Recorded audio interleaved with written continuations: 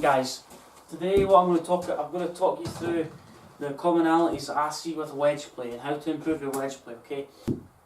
What opened my eyes to that is, if you take the club too far on the inside, because it's such a short shot, and the club doesn't generally have a lot of rotation because it's a wedge shot, it's going to create less time for you to square up the club face, obviously, to hit the desired centre strike and hit a close shot to the pin, okay?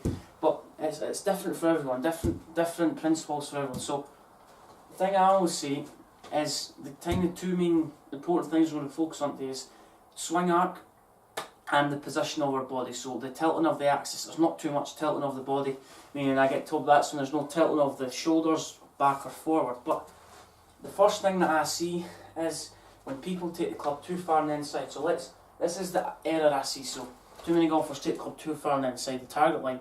And what that does there is it creates a disconnection between club head and hands, okay? So club's too far behind the hands. From there, this is a good move with a driver, but not necessarily with a wedge. So I get to the top of the backswing. From there, what tends to happen is people, in order to shallow the golf club, okay, so they're going too shallow, and their first movement is to come steep if they go too shallow, okay? So they get to the top of the backswing, and then from there they tilt the hips, okay? So they get this lead shoulder going too high, and they create too much right bend on the way back, okay? So right bend meaning the right shoulder goes more into the right hip. And then from there, that kind of moves the swing arc too far back. I'm going to thin it. I'm going to create a lot of loft impact, and I'm not going to obviously drive the club into the ground and create that compression. So I don't mean driving it into the ground, but you know what I mean, create that descending line of attack. So what George Gankis is saying is that is created by a poor swing arc. So what I mean by that is they go too far on the inside, then create too much tilt. From there, they stand the handle up, club's obviously hitting the ground before the golf ball, or way before the golf ball.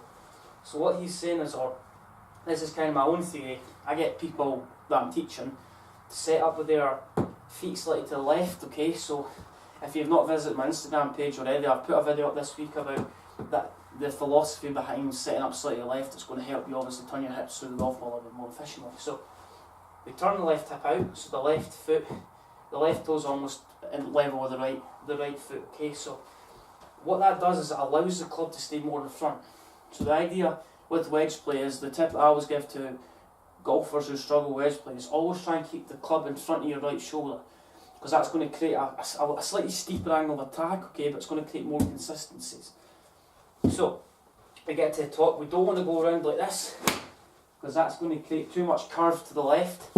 It's going to create the club to bottom out before impact. It's going to create strikes off the bottom. So the idea of good wedge play is controlling the dynamic loft, and that comes with controlling the flanks. So if I was to set up slightly left, okay, so from here I want the shaft to go up slightly. It's going to go more upright, so it's going to go more higher than the right shoulder as opposed to around the right shoulder. So think of it working above the right shoulder, come back down at impact, then it's the same shaft line as we're going back.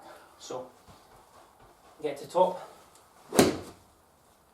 But so I mentioned before about creating too much tilt.